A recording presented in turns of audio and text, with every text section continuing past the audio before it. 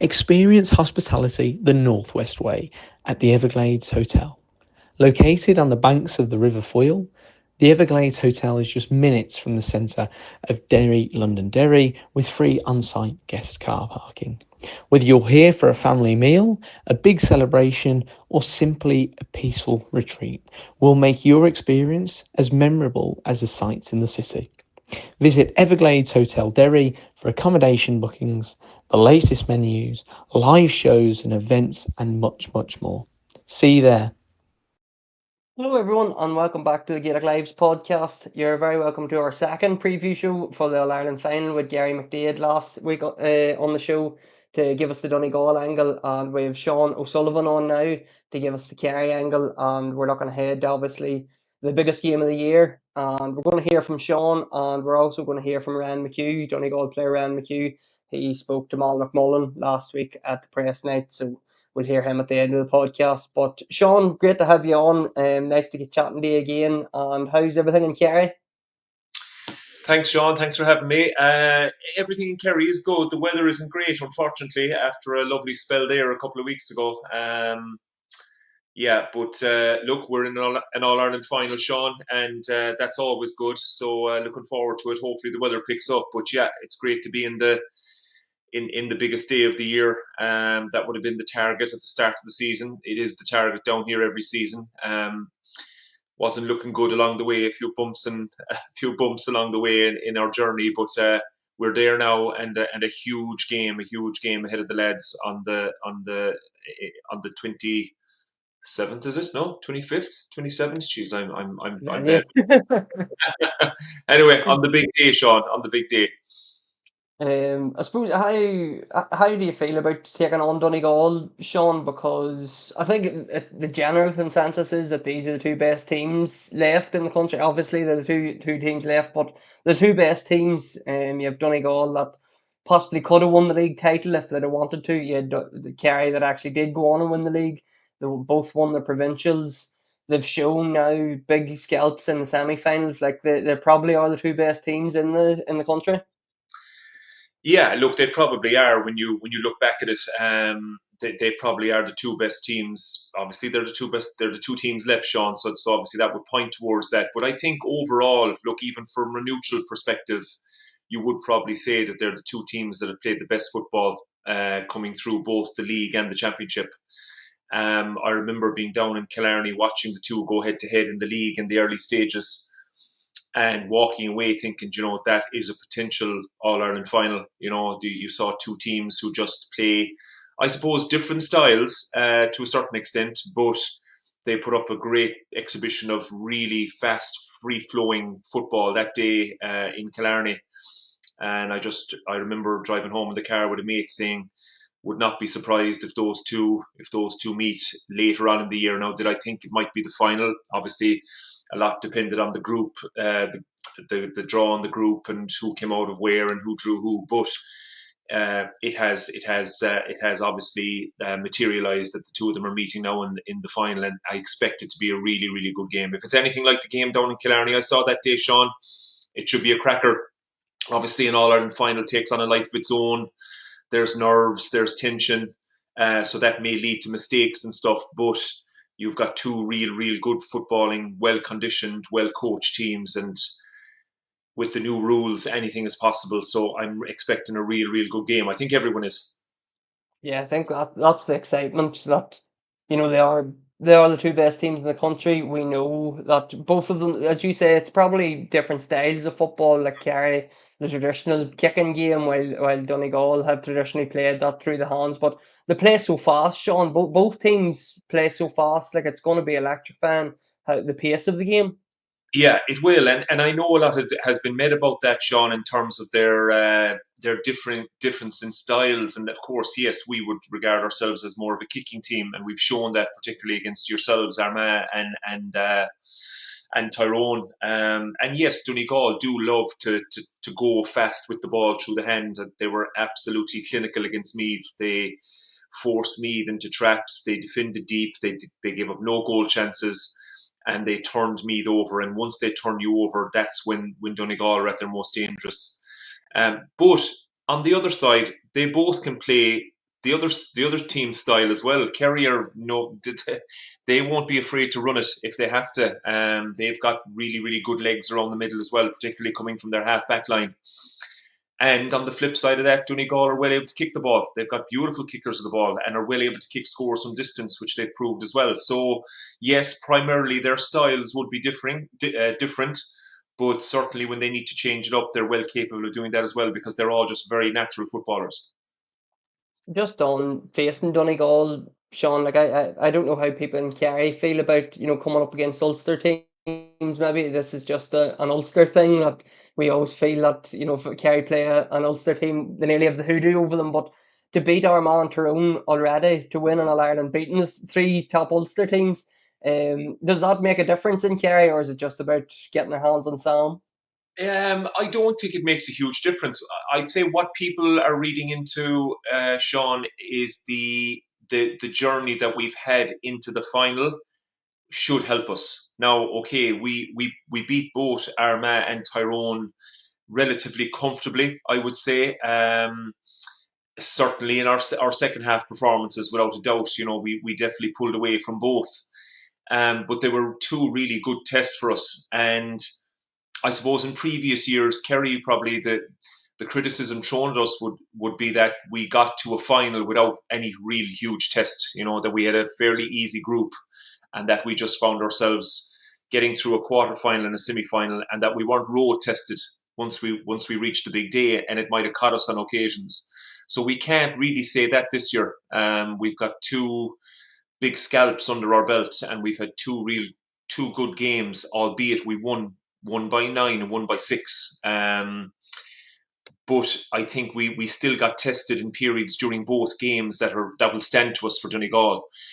The whole Ulster thing, I get where you're coming from. I don't think the players will read too much into it.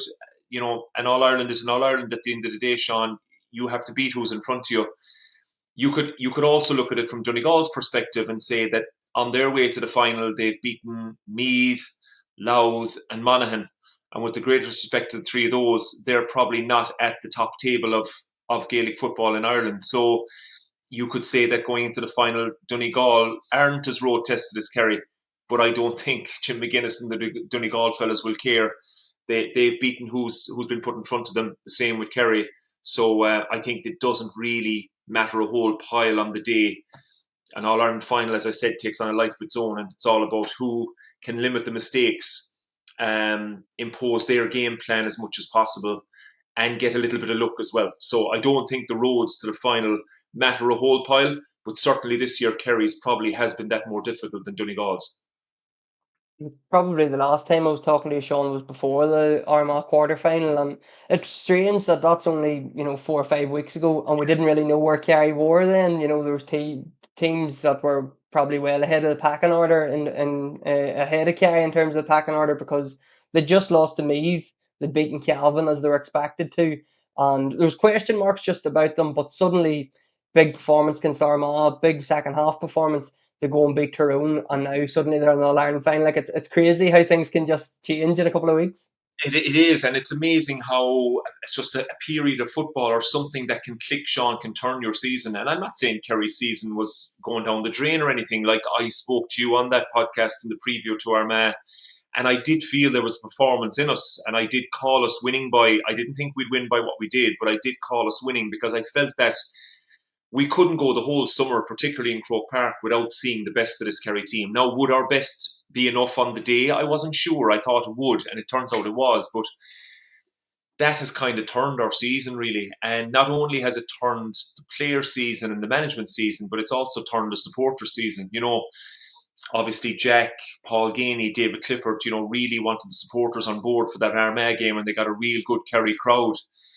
And that then kind of kept going for the Tyrone match. They didn't even have to come out and ask for the supporters to come. I was at both games, and there was an even bigger crowd there for the semi-final, which is I was actually worried after calling out supporters to come to the Armagh game. I was worried that the Kerry fans would say, "Sure, we've beaten Armagh. We'll definitely beat Tyrone, and I'll wait for the final."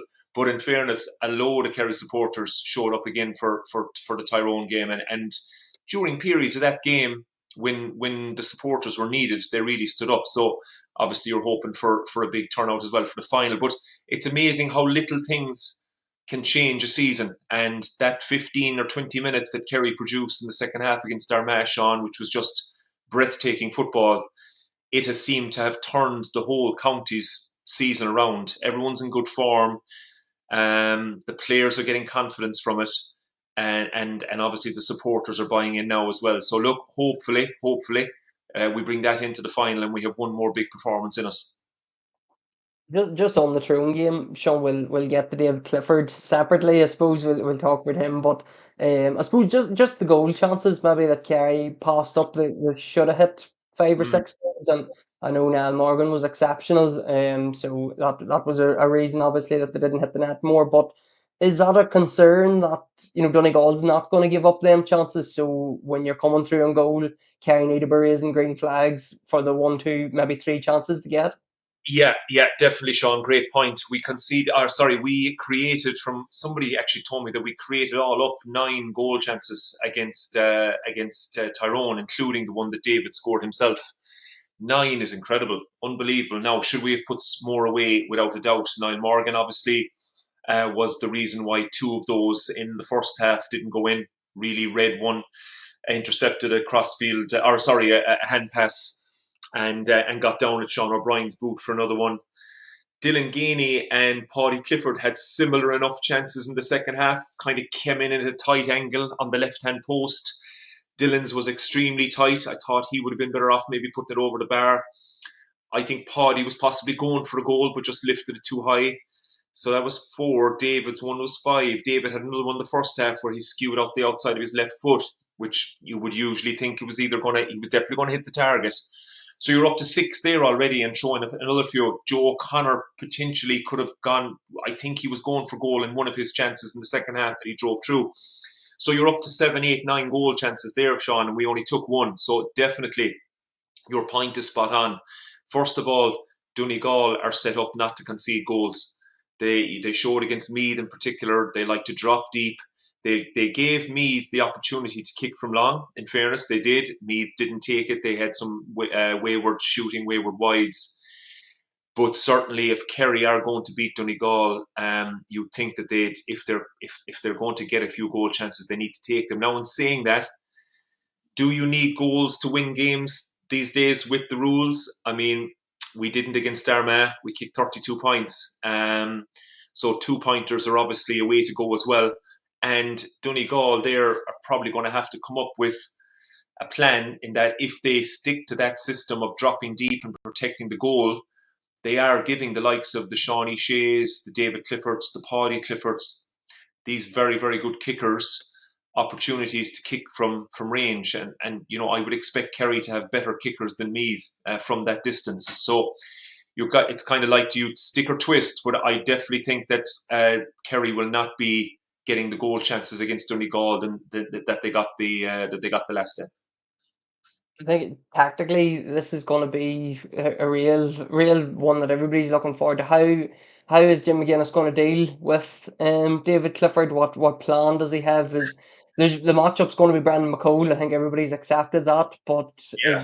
who's going to be the +1? Who's going to be the man? Possibly Keelan McGonigal going to come back into the starting team to plug that hole. But I suppose just on Clifford, Sean, he is playing unbelievable stuff at the minute. I don't know against Armagh. I think he maybe scored 6 or 7 against Armagh, and probably before the game, Armagh would have took that. But 1-9 the last day, and just he is in the form of his life at the minute. Yeah, and it's. I suppose from that perspective, it's a kind of like the old saying: you have to pick your poison at the moment with Kerry. So I suppose Armagh decided to really focus in on him. Barry McCabridge went on him with help and really stifled him, I suppose you could say, from play. I know he had a few shots in the first half. They were on. The shots were on. He by no means snatched at them, but he just dropped them left and wide. I know he kicked one all right. But obviously, by doing that and putting all that emphasis on stopping him, that allowed Shawnee Shea to flourish, and he ended up kicking 12 points against Armagh. Tyrone, on the other hand, they kind of went after Shawnee and Paddy Clifford with man markers in Tague and Devlin, who did quite well, I must say. But when you do that, you leave the space inside for David. And Hampsey just couldn't handle it on his own. You just couldn't handle it on his own. And you wouldn't expect him to, you know. So I suppose this is where it's going to get really, really interesting to see when we sit down in our seats in Croke Park and the ball goes up and the first phases of play happen, Sean. What are Donegal doing? Are they going man to man on Shawnee and Paddy, and leaving the space for David, or are they deciding to go with McCall and, as you said, bring in the help then around him? I would think they probably go with somewhere in between, because there's no way you can curb David's influence for the whole game. But I think if they are hell bent on protecting the goal, which we just spoke about, and dropping deep, then that kind of feels to me that they're going to give McCall plenty protection and give him help, and that then they're going to nearly take their chance that Kerry might have a bad day, or they'll be able to get the pressure on the Kerry's kickers from deep. That's the way I feel they'll go about it. They'll want to curb David's influence, and the thing about David is, Sean, I think he's matured a lot in the last few years in that he doesn't have to be shooting the lights out to feel he's contributing.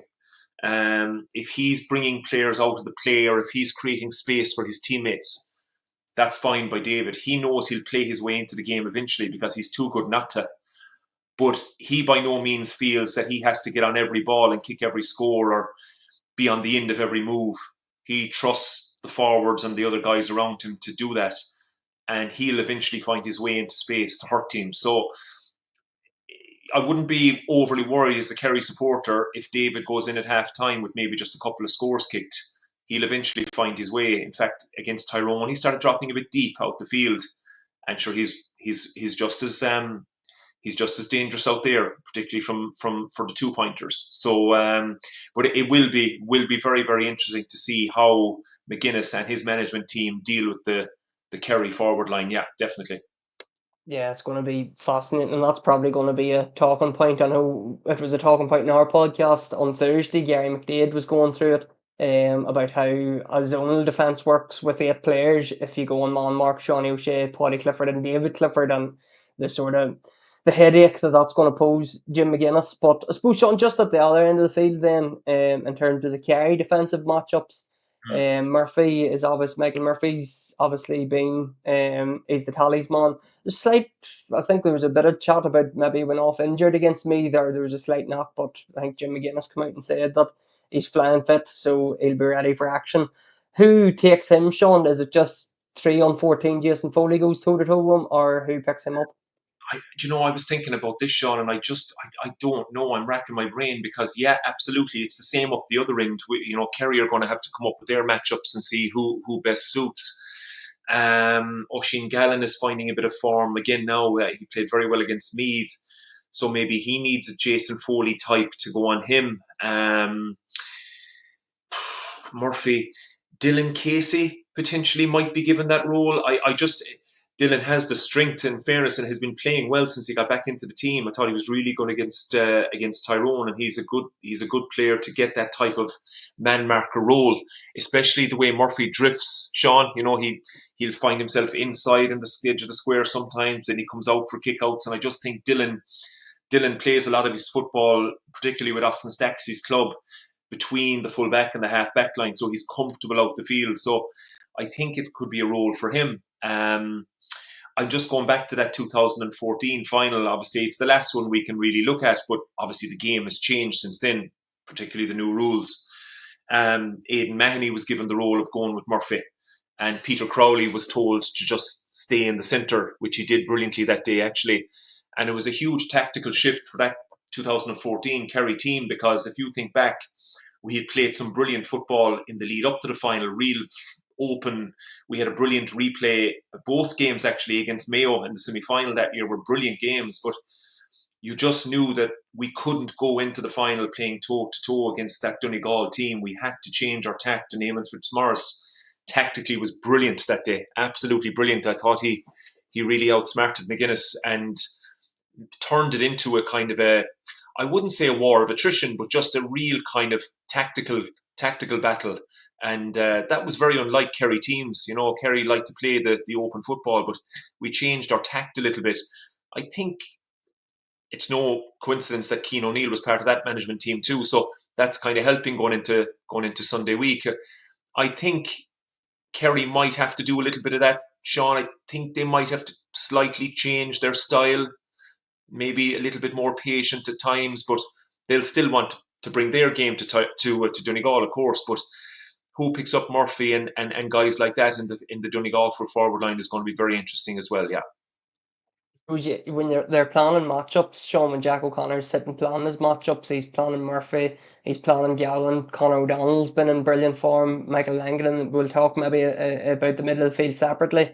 Then you've Paddy McBurdy coming in off the bench too, so you've Murphy. I think he went off early against Louth, Monaghan, and Meath, when Donegal were cruising comfortably coming home. So you'd like to think, Kerry certainly like to think that 45 minutes on the clock, the game's not over, and Murphy's going to still have to be on the field. So it's going to be interesting to see if McBurdy comes on, who's he going to replace, and then who picks him up. Yeah. And going back to that 14th final, I'm nearly certain that Kerry hold Shane Enright in reserve to bring him on to pick up McBrearty. I think so.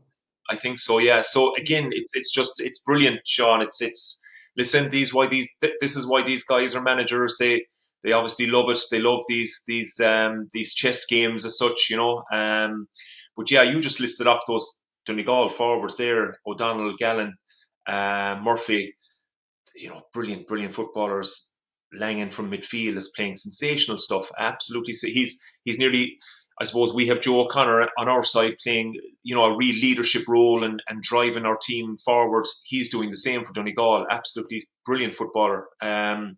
So there's matchups all over the field, Sean. But the thing about it is, in the new game and in such a crazy game played at such a high tempo and high pace, particularly in an All Ireland final, it's going to take it a while to settle down. It's going to really take it a while to settle down. Kickouts are going to be massive, absolutely massive. Kerry would not be happy with their first 15 minutes against Tyrone under the kickout. If they do that the next day, Donegal will punish them and punish them a lot. So there's a lot for both teams to still to work on, and that's what makes it such a fascinating tie. Probably, Sean, if we were picking our all-star team, 8 and 9 would be Michael Langan and Joe Connor at the minute. So to see them possibly going head-to-head, maybe they won't. Maybe a Jason McGee will be sent in just to man-mark Joe Connor and vice versa. And maybe Mark O'Shea will be sent to do the same with Langan. But if them two go up against each other and with the long kickouts that we're seeing now in the new game and all that, it makes for a fascinating battle around the middle of the field. It does, yeah. Look, it's what you want. You want two players who are at the peak of their powers right now, Sean. I agree with you 100%. They probably are the all-star midfield, barring the two of them having very bad games in the final. You'd be picking them at 8 and 9. So to see those two guys going head-to-head is just another little match within the match, if you get me. Now, as you said, they may not pick each other up at all. We don't know. But again, it's just another little storyline to this game. And it's, I know we're still obviously a week and a bit out from it, and I know the hurling is dominating the coverage at the moment, but you're just getting very excited even by looking forward to these things. Who's going to pick up Paddy Clifford for Donegal? Owen Bon Gallagher potentially. I mean, what a battle that could be. And Gavin White, does Gavin White pick up Conor O'Donnell, who's been firing for Donegal? So there's just loads of matchups, Sean, that they're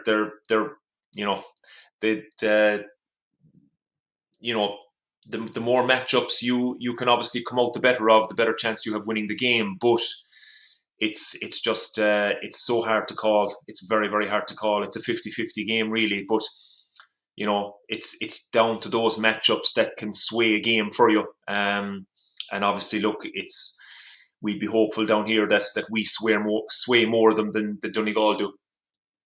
I suppose two Kerry boys that could swing that, Sean, is Tom O'Sullivan and Paul Geaney that haven't saw Tom O'Sullivan come off against Armagh. Paul Geaney hasn't played the last a good few games now, hasn't he? Not he hasn't been involved. No, Paul is out since the group game against Cork above in Páirc Uí Chaoimh, Sean, which is very disappointing. It was a shoulder injury. Now he has been named on the subs for the last two games, and Jack has said that if needed, he could have come in both. Now, I was in early for both games, and I was watching the warm up, and Paul wasn't taking a huge part. He was doing the warm up, but he didn't look like a guy to me who was going hell for leather. Do you know what I mean? So I don't know where he's at. I presume he's going to make the panel for the final. Can he be used if he's really needed?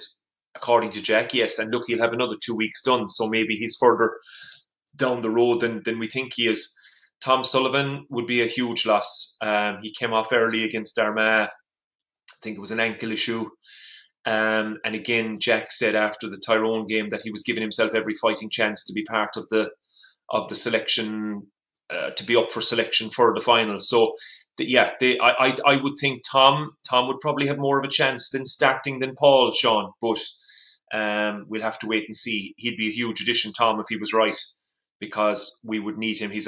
Not only is he very good going forward, but he's also one of our better man markers. So if he was right and ready to go, I would think he would come back into the starting lineup. Yeah, Would say we'll probably not know the starting lineup, Sean, the 5 minutes before throw in or 30 seconds before throw in. probably as per usual. Yeah. It'll be last minute. But no, Sean, great to hear from you. Just before I let you go, usual prediction, crack to end our podcast. I know what your heart wants, but what does your head say? Yeah, look, genuinely, Sean, look, I'm going to go with Kerry, of course, but I don't think I've ever felt as 50-50 about a game in all my time dealing with the media or having to predict games on podcasts or whatever it may be. And I think everybody is the same. Everybody is the same because you can pick out the strengths of each team, which are just numerous. Both teams have places you can get at them 100%, and then throw in the nature of the new game, Sean, and the new rules. And as I keep saying, an All-Ireland final is just huge. I mean, you have young fellas on both teams who are going to be playing in their first final, and that is a nerve-wracking occasion. No matter how you dress it up, no matter how steely you are, both in your head and your mind, it's a real nervous occasion. So that will play a part as well. So I'm just hoping that Kerry have turned their season. They have momentum. Their big players are playing well, which they weren't earlier in the year. And I just think they'll squeeze a tight one, but I expect it to be a brilliant match.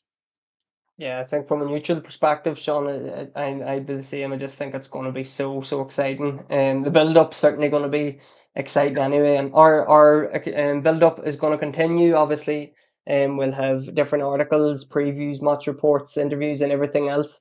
Coming up over the next few days, and we'll also have another podcast on Thursday. That'll be our final preview show of 3 that we've done. So everybody tune in then. And just before we wrap up, we're going to hear a quick word from our sponsors, Hastings Hotels, and we're going to hear from Ryan McHugh as well. So, Sean, great to hear from you. Thanks very much for coming on, and I'll chat to you again. Sean, a pleasure. Yeah, talk to you. Take care.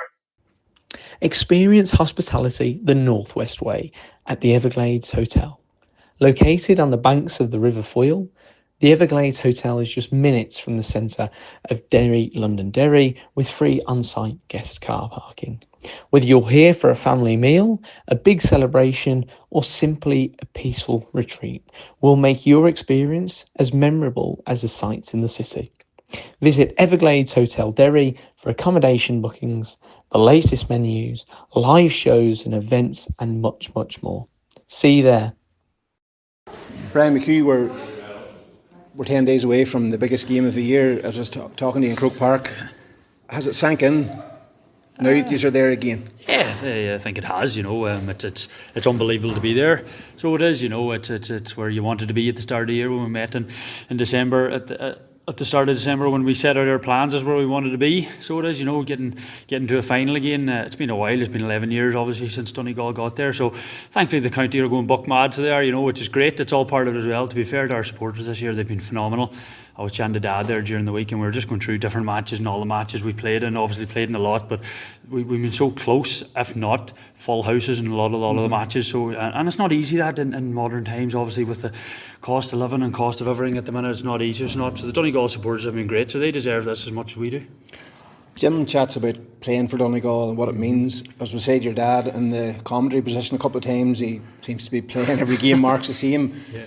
What's it like to play for Donegal? It's you know it's unbelievable. Probably hard to put into words, maybe. Exactly, it is, you know. But it's what I've always dreamt of, you know. As a kid growing up, I obviously first wanted to play for my club Kilcar. You know, thankfully I got the opportunity of that, and obviously, and if I was good enough and got the opportunity to play for Donegal, I was going to grasp at it. Thankfully, in 2013, Jim invited me into the squad, so he did, you know. And since then, I've never looked back. But it's unbelievable, you know. Growing up as a kid, I see Mark, because I obviously have a wee kid now, but he's only a couple of weeks old. But I see Mark's kids there, Noah, who's about 8 years of age, you know, he just loves it, and I was the exact same when I was his age. We grew up, every day you put on the Donegal jersey, you put on the Kilcar jersey, you're outside kicking balls, you are dreaming of days like this here to get the opportunity to play in an All-Ireland final, and I'm living the life now that I dreamt of as a kid. And Ryan, what's growing up playing for Kilcar like? Because the club obviously puts you to the county. Was it a successful career growing up? What turned for you? Was there just somebody along the way that helped you? Because you go from the juvenile player to Croke Park. You know, listen, we've a great club in Kilcar, so we do. A very, very small club within the county, but it's a great club, so we do. It's one of these parishes where everyone knows everybody. A good thing sometimes and a bad thing other times, but everyone, you know, everyone rows in behind each other. Thankfully, we for the size of the parish, we've had a lot of success. So we have, you know, I think my dad alone, he's 4 county championships, you know, and we've won there most recently in 2017. So we have. So it's been great growing up. Thankfully, as a player, I was born into a very successful era. You know, we had a lot of top players. You had I came along, Paddy McVerdy came along, Ryan McHugh came along, Stephen McVerdy came along, Mark came along, different sort of stuff. So I was fortunate enough to be born into a very successful era with the club. You know, I've been fortunate enough, I think, of 3 under-21s and 2 minors and a senior one with them and a reserve title. So it's been great. You know, in terms of coaches, it's a cliche game, but every coach you have obviously improves you. You know, but I would always go back to my parents in terms of taking me that extra mile, and I always like to mention mum in this as well. Obviously, everyone knows dad, and growing up, dad would always be out kicking ball, but mum done so much as well. Was obviously dad being away coaching Cavan or managing different teams or being in media. Mum used to take us to the games when I said dad wouldn't be about and different sort of stuff. So out the backyard, mum used to put us out there with the football boots on and kicking ball. So I always love to mention mum in that situation as well. Why is Ulster so special to this group? Obviously, it's a medal and a cup, but it seems to be more than that.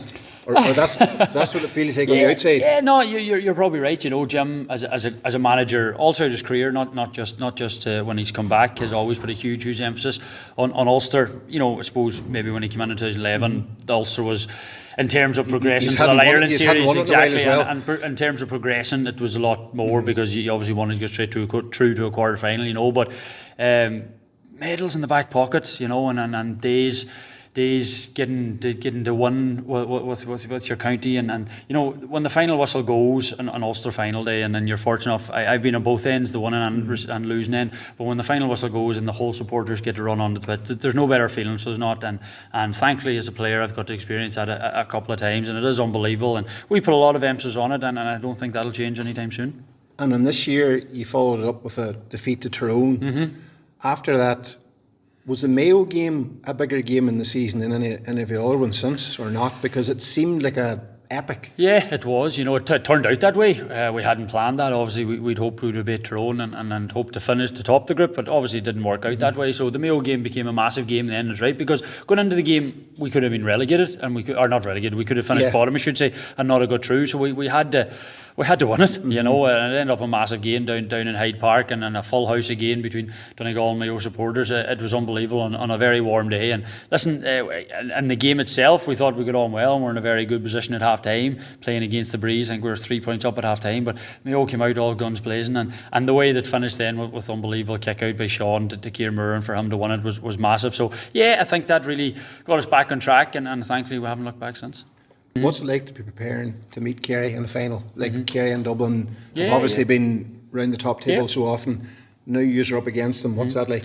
It's a great challenge for us as a team and as a squad. You know, we're delighted to be in the final. I know we touched on it again, it's a cliche, but we are delighted to be in the final. It's what we set out to be. The opposition, whoever there's going to be, we were just going to be delighted to be there. It's Kerry now, so it is.